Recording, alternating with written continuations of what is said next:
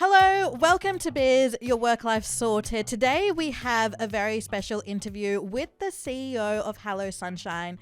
If that name sounds familiar, it's because Hello Sunshine is a production company that was founded by Reese Witherspoon. They've done massive award-winning hits like The Morning Show, or known as Morning Wars here in Australia, Where the Crawdads Sing, Big Little Lies, like massive TV shows. And today I am interviewing Sarah Harden, who's the CEO. The first question I want to talk about is, when you joined Hello Sunshine, there was this massive gap that I guess everyone knew about this, how women make 70% of the purchase decision making in households, yet for decades our movies and TV shows were centered around male protagonists. Was there a specific moment where you went, not only is this wrong, but there's also a huge business opportunity out of this? And what made you realize that you could actually change that? It's interesting. Reese and I, we started the company together, and from the first meeting, we both identified this gap and came to it a little differently, right? Reese, as a producer, had been going around the studios and hearing from people, we've got our sort of one movie already with a woman. And I had been building brands, a lot of businesses in the sort of male comedy gaming space. And for a few years, they've been like, where is that women-centered brand? And when we first met and talked about this, I knew we'd identified something. And again, it was what a business opportunity was. It wasn't just about, and look, we're a purpose, mission-driven company to put women, to change the narrative for women through storytelling. But it didn't make sense to me, and it didn't make sense to Reese, that you had these women over-indexing on social, on content consumption, on purchase decisions. They are the economic decision makers in their households, and they hold a lot of economic power. And it didn't make sense to have this massive structural gap. And so seeing the data, whether it's 6% of female directors or everything, women have been sort of structurally silenced for decades. And so when I first talked to Reese, we both talked about it with a business lens, which is, yes, it feels good to do this, but we are worthy of building big companies. Women, we have real power, and we have power as consumers, and we talked about this authorship gap, right? It just didn't make sense to us. It felt like a white space you could drive a truck through. Yeah. And so when we first met, it was, oh, no, we got to build a big business in here. We are tired of admiring and talking about the problem. And, Reese is very much, she talks about, often she's got these incredible phrases which are true and born from her life, is if you want something fixed, you just got to go and do it. And it was like, I think could we do this? Could we? And we just had that connection. And then we really focused on, okay, if we're going to do this, how do we build it in a way that leverages the advantage that she brought to the table, which was, an incredible career as an actress and producer, identifying book to screen properties, and also how would we build a company built for the next 10 or 15 years of media, not the 10 or 15 years that had just gone past. And that's really into which we had a very clear vision and strategy, and that's what we've been executing on for the last 9 years. Yeah, wow. I really want to also talk about Hello Sunshine as a company as a whole, because I was reading a profile you did with Forbes on their Leading with Purpose campaign. And you said if you don't see yourself in the stories that represent your culture, it tells you that your experience doesn't matter. And I thought that was so powerful. And I was wondering, as a leader, how do you implement that sentiment into your own company? Like, what's happening day to day to make the women at Hello Sunshine feel seen and heard, not just ticking diversity boxes? Yeah, I mean, I think one of the things that it really stems from our mission and how we defined our goals as a company, right? Changing the narrative for women. And part of this is, it's not enough to change representation, right? That's a starting point. You have to change who you see in the stories. But representation without authentic authorship is thin, it's not authentic, and it's not a winning strategy, right? And so what we talked about, how do we authentically ladder from representation to authorship, like true authorship? And that includes not only who's involved and who authors individual series or shows or social posts, but who are our authors as our employees. And it was creating, I think, trying to create an authentically led culture where our insides matched our outsides. And so that's everything from our values and how we define our values. It's how we hire. It's how we're very focused, even as a very early stage company. I think the first offsite we ever did as a company when I was 15 people was a values and culture offsite, because one of the things I've been involved in building a lot of early stage companies, and people I've observed that they can be quite chaotic early on, and you don't sometimes you get 50 people and you start to think about values and culture when it's broken and things aren't going well. And so we try to be very intentional about that, and not just for women, but also for the men. We've got the opposite of a patriarchy is not a matriarchy, it's equality, right? And so so everything we look at through that lens, I think one is giving women, like the people who work for us, they hold a lot of responsibility. I mean, they've got to come in. We're in the middle of our internship program, a summer internship. We have 11 interns. These are not fake internships. People come in and it's not like you're sitting on a desk and reading some things and writing a report that no one is ever going to look at. I say, if you come in as an intern, that's a big commitment from us. You're going to work hard. Each manager has to earn the right to have an intern. The interns have to do real meaningful work, and that's what people want. They want to come into a workplace, know that how does their work connect to the goals and missions. So one of the early things we did was define company goals and have people ladder individual goals to company goals, so people could understand how the work they were doing connected to what was most important to us. And it's everything from that, how we celebrate as a team, how I run all hands meetings.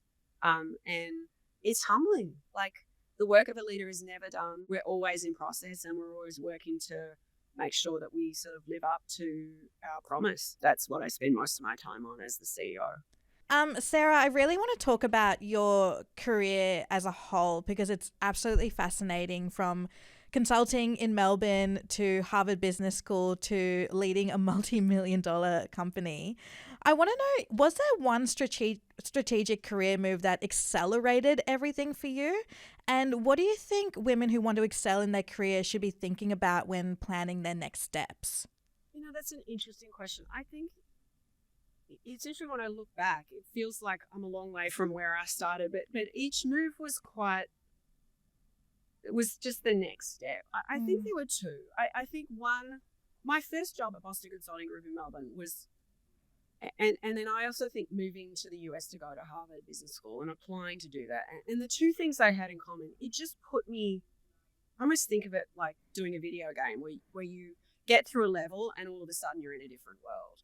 And I'd done East European politics. I was a politics graduate at Melbourne Uni, and I grew up with two entrepreneurial parents. So I had this interest in business, but I hadn't studied it, and I wasn't sure it was for me. But I heard about consulting. I thought, that sounds interesting. I honestly didn't think I would get a job, and I applied, and for a whole lot of reasons, I ended up getting that job. It was terrifying. It put me, my first, I never used an Excel spreadsheet except for my 21st birthday list, right? So, but it put me with people, and it gave me a vantage point about business and industry that just totally opened my aperture and my perspective to things I would not have even known about. And it made me uncomfortable, and I had to really show up, and that was really nerve-wracking.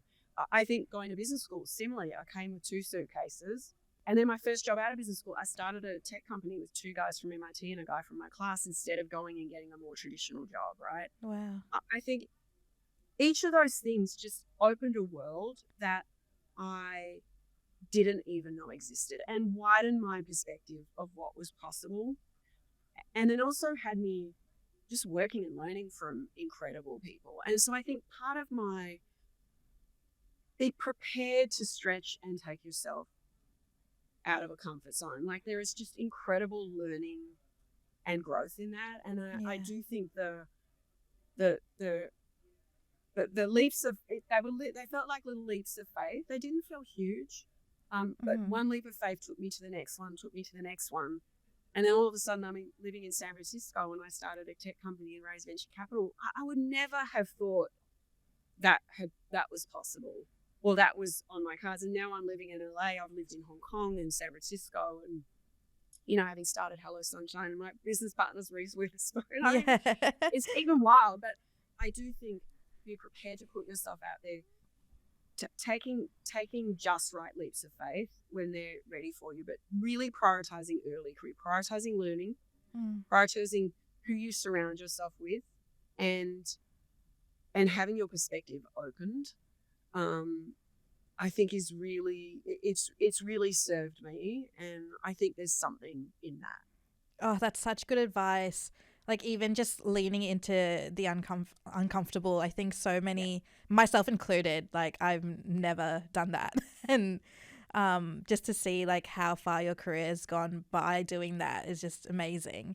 But you have, look, you're hosting a podcast. Like, that's uncomfortable. It is uncomfortable. Like, I say that it's interesting. It's interesting the lens we tell ourselves, and this is so much more common with women than men, and all the data supports it. We've all seen it. But replacing that judgment we have for ourselves, am I ready? Can I do it? All the data that says women have to be 100% confident, and men are like, it's all true. I see it. Replacing that with curiosity, which is like, what would need to be true for me to do it? And that lens, shifting that lens on ourselves from judgment to curiosity, which is like, what would I learn? That would be interesting. I think it can open up perspectives for us, and we're so hard on ourselves. Yeah. And I always think your 20s and your 30s are for like, and beyond. Like, I'm learning as much now as I did in my 20s and 30s, but they're learning years, and so prioritize that. Oh, that's such good advice. Okay, I want to quickly talk about expansion, because you're now partnering with Treasury Collective on Drop of Sunshine wines. So fun. I want to know how you evaluate new business opportunities like this. Like, what's the criteria for deciding on something that aligns with your mission and your core values while still being commercially viable? We're very intentional. So we talk about, we do try and do a few things well. It often starts with consumer insight, and we speak to about 150 million women a week across our socials. We're listening, we're seeing, we are convening women in real life. And one of the things, especially around our Reese's Book Club community, if you think about book clubs and the history of those, it's intimacy at scale, it's convening in people's homes, it's connection. People connect with a lot of differences. They can connect over books. And what we saw was this desire for in-person connection, and we met with Treasury too. So everything we do has to ladder up to our mission. It's got to be authentically authored. And so when we met with them and we saw this behavior in all our consumers, women get together, they convene, they have a meal, they drink wine, they cook for each other, they talk about books, and there's lots of reasons they get together. I mean, women are the conveners in our communities, right? We're the conveners. And we met Treasury too, and we were like, oh my God, the history, both from Mary Penfold all the way forward with female winemaking team. And we talked about what would it mean to construct a kind of an authentically authored wine collection together that celebrated both the female winemaking team, and the marketing teams at Treasury, and brought the storytelling and the way we understand how women convene. What would it mean to launch that together? And honestly, and we were talking about that for a long time until we were like, yes, this is the highest and best. We always think, is this the highest and best way that we can lean into something we've noticed about the women who follow us? And very much, I think, as a brand, Hello Sunshine, leaning into joy, connection, collaboration, authenticity, quality. And that's what we found. And as we architected the sort of brand tenets of Drop of Sunshine, we just were so aligned. And that's the number one thing we look for. We look for alignment, and then we've got to execute in really authentic ways. And so it's been really fun and exciting. And, I'm also a huge, I love wine. Same.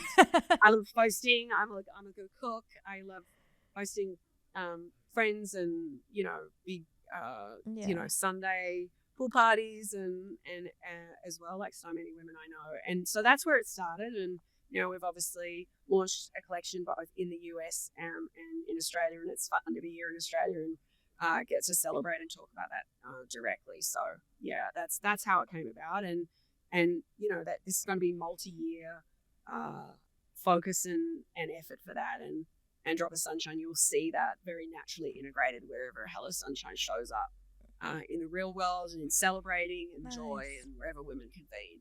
Oh, I'm so excited to try. Like, I'm a massive wine drinker. I love it so much. Prosecco's great. Honestly, the Prosecco's so good. I'm a big Pinot Grigio fan, so that's like very crisp. Delish. And got 2 new reds as well, a Cab Sav and a Shiraz as well. Yum, so. I love Shiraz. Oh, can't wait. I think we have time for one more question. I just wanted to ask, what does, like, success means different things to different people. And I want to know how you define success and how that definition has evolved while you've been building Hello Sunshine. Yeah, that's a really good question. I would say the early parts of my career and, motivated by being able to, my kids be educated, all those personal things, right? A lot of those personal things. And I just really hungry to build purposefully. And, Hello Sunshine, I would say the early parts is with Reese's partner was to live up to the promise of the brand and the opportunity. And I think so often when we talk about having a mission, we put it out there to change the narrative for women. When you go and create success, it creates opportunities for people under you and other companies. It creates space in the industry. You go and prove that, women's stories are big business because we're big consumers. Women solving problems for women, and they're big businesses. They're big products. They're big opportunities, and because there's structural gaps there, right? Yeah. And so I think for me, where I really sit now is success for me as I go forward is how are you helping ignite those next generation of leaders, right? Mm-hmm. Trying to be leaders authentically and with as high integrity as I can, being really open and transparent with our team about how we build the business. And so people can maximize their learning. There's nothing that makes me happier to think that in 10 or 15 years' time, there might be other companies that solve women's problems, whether content companies or direct-to-consumer products companies or anything started by the employees of Hello Sunshine, and creating that space that says, if we go demonstrate the economic worth of women's endeavors, it just creates space for others to follow. And so my lens right now is what's the highest, I think every month, what's the highest and best use of my time in the next month to advance the mission of Hello Sunshine, and how do you do that in a way that you create sort of systems change. And I believe that starts with individuals and employees and teams as well. And that for me is that's where I am in my career of how do you spur that next generation of leaders who might have spent some time in and around Hello Sunshine, and show them a way, try and show what's possible. We always say Hello Sunshine, we're in the show, not tell business. We just got to go show that stories matter and that they have worth, and not just cultural worth, but they have financial worth as well. And so, that to me is my focus and what feels like success. Oh, that's so powerful. Sarah, thank you so much for your time today. It's been such a privilege to be able to talk to you, and congrats on the company. Like, it's so successful. Like, I feel like Big Little Lies, like, it's just what everyone here at Mamamia is just talking about all the time. And from Melbourne, it's just such a huge success for, I think, like, all of us here. So it's been an absolute honor to talk to you. Get excited for the Morning Wars. Oh my God, Morning Wars. I'm so excited.